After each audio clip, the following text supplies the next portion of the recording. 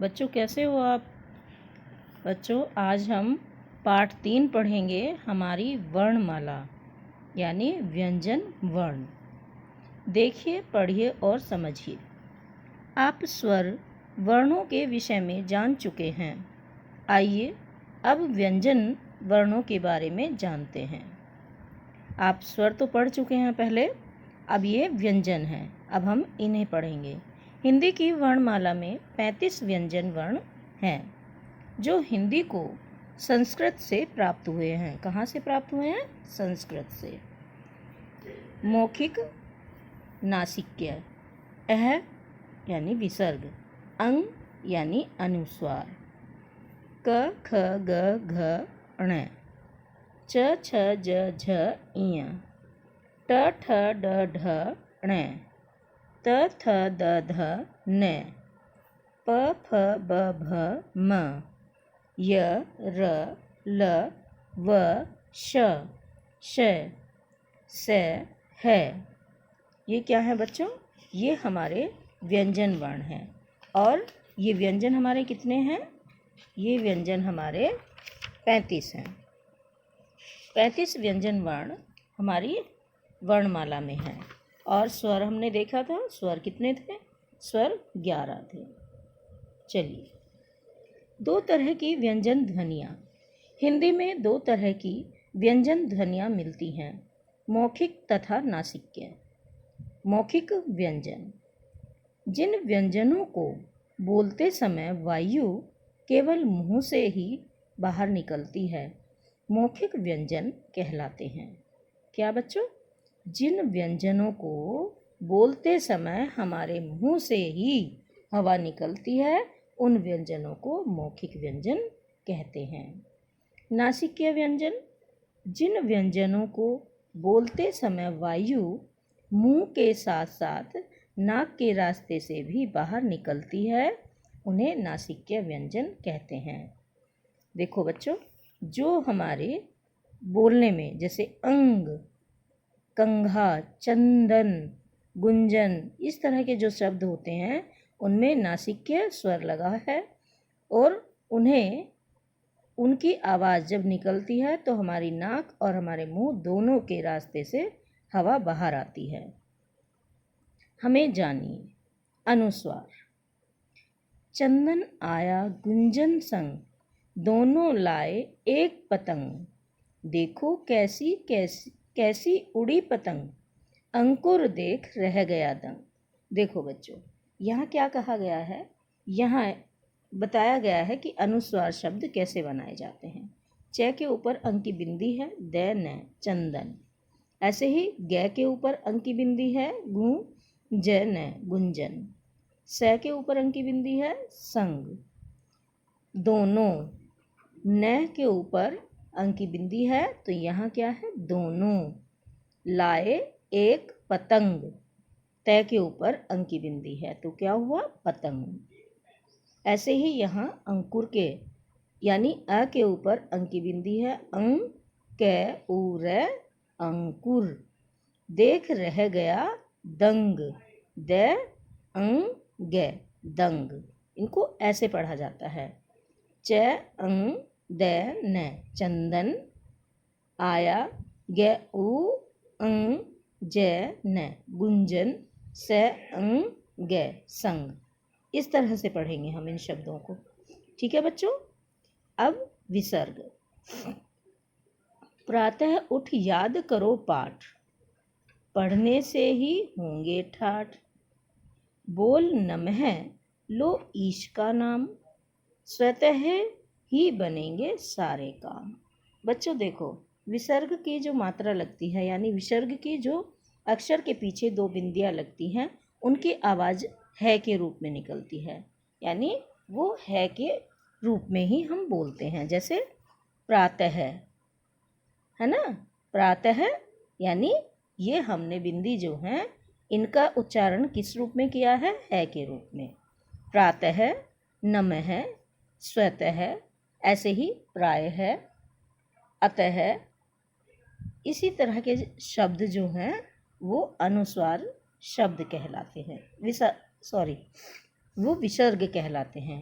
यानी इनकी जिनकी आवाज़ ह के रूप में निकलती है वो विसर्ग कहलाते हैं। चलिए बच्चों अब आगे चलते हैं। देखो हमने क्या सीखा कि हिंदी में दो तरह के व्यंजन हैं, एक मौखिक और दूसरा नासिक्य। कितने तरह के व्यंजन हैं? दो तरह के, मौखिक और नासिक्य। अनुस्वार एक नासिक्य व्यंजन है जिसका लेखन बिंदु से किया जाता है। अनुस्वार एक नासिक्य व्यंजन है जिसका लेखन यानी इसको हम कैसे लिखते हैं? एक बिंदु लगाकर, अक्षर के ऊपर बिंदु लगाया जाता है तो इसकी पहचान हो जाती है। हिंदी में विसर्ग का उच्चारण है के रूप में किया जाता है। जैसा बच्चों मैंने पहले भी बताया है कि हिंदी में जो विसर्ग है यानी जो अक्षर के पीछे, वर्ण के पीछे दो बिंदियां लगती हैं, उनकी आवाज़ हम है के रूप में निकालते हैं। जैसे मैंने बताया था, प्रातः, अतः।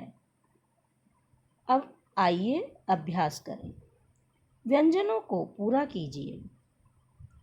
क, ख, ग, घ, ड़, च, छ, ज, झ, ञ, ट, ठ, ड, ढ, ण, त, थ, द, ध, न, प, फ, ब, भ, म, य, र, ल, व, श, श, स, ह।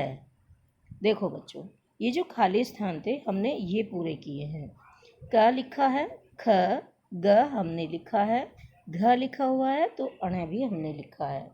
ऐसे ही च हमने लिखा है, छ यहाँ लिखा हुआ था, ज, झ फिर हमने लिखा है, इया लिखा है, ट, ठ, ड, ठ और ड ये दोनों हमने लिखे हैं। ढ इसमें लिखा हुआ था और अण हमने लिख दिया। त, थ ये हमने लिखे हैं, द लिखा हुआ है, ध और न फिर हमने लिखा है, प हमने लिख दिया, फ इसमें पहले से लिखा हुआ है, ब, भ हमने लिखा है, म लिखा हुआ है, य लिखा हुआ है, र, ल ये हमने लिख दिया। ऐसे ही व और श लिखा हुआ है, श और स हमने लिखा है फिर यहाँ पर लिखा हुआ है। यानी इन वर्णों के बीच में, इन व्यंजनों के बीच में जो अपूर्ण, जो यहाँ वर्ण नहीं लिखे थे वो हमने लिखकर इस वर्णमाला को पूरा कर दिया है। चित्र देखकर उसके नाम का पहला वर्ण लिखिए। जिसमें रंग नहीं है उनमें रंग भरिए। जिनमें रंग नहीं है आपको उनमें रंग भरना है। तो हमने पहला वर्ण शेर, शेर का पहला वर्ण क्या है बच्चों? श। ऐसे ही घड़ी, घड़ी का पहला वर्ण है घ। कबूतर, कबूतर का पहला वर्ण है क। हमने ये लिखे हैं इनके नाम के पहले अक्षर। ठीक है बच्चों, चलिए अब यहाँ ये गुलाब का फूल लिखा है, बना है। हमने यहाँ गुलाब ग बनाना है। बच्चों यहाँ क्या गलती से बन गया है, आप ग बनाना। पै से पेड़, पै, और ल से लट्टू, यानी इसका पहला वर्ण है ल। अब प्रश्न नंबर 3, निम्नलिखित शब्दों में से अनुस्वार और विसर्ग वाले शब्दों को चुनकर सही स्थान पर लिखिए। अनुस्वार और विसर्ग वाले शब्दों को हमें यहाँ से ढूंढकर इनके अनुसार सही लिखना है। जैसे यहाँ हमने लिखा है चंदन, बंदर, चंदा, रंग, संतरा। ये क्या है? ये अनुस्वार शब्द हैं। अब विसर्ग वाले, अतः यहाँ पहले से लिखा है तो हमने यहाँ लिखा है प्रायः, प्रातः, स्वतः, पुनः। ठीक है बच्चों, अब कुछ करके सीखिए। चित्र में फलों की एक दुकान दिखाई गई है। दुकान में तरह तरह के फल दिखाई दे रहे हैं।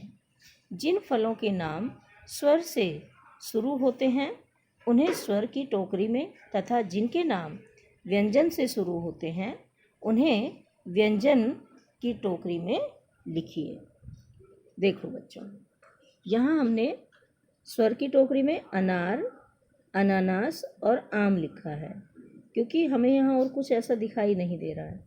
लेकिन यहाँ हम अमरूद भी लिख सकते हैं, ठीक है, वो आप लिखेंगे देखकर। ऐसे ही व्यंजन वाले में सेब, पपीता, चीकू, संतरा, ये हमने यहाँ लिख दिए हैं। अब बच्चों देखो, आपके लिए क्या वर्क है, आपके लिए है पता करके देखिए। सुबह तथा प्रातः एवं सतह तथा अतः शब्दों का उच्चारण करके देखिए। ये आपको करके देखना है कि आप ऐसे ही कर पाते हैं या आपसे कोई मिस्टेक होती है। पता कीजिए कि है तथा विसर्ग के उच्चारण में कोई अंतर है या दोनों समान हैं। ये आपको स्वयं करना है। बात जीवन मूल्यों की। हमें भी वर्णमाला के वर्णों की तरह मिलकर रहना और मिलकर काम करना चाहिए। देखो बच्चों, हमें अगर हम मिलकर रहेंगे, मिलकर ही काम करेंगे तो हमारे काम आसान हो जाएंगे। यदि हम आपस में लड़ाई झगड़ा करेंगे तो हमारे काम आसान नहीं, कठिन हो जाएंगे। तो इसलिए हमें अपने काम मिलजुल कर ही करने चाहिए। ठीक है बच्चों, चलिए, धन्यवाद।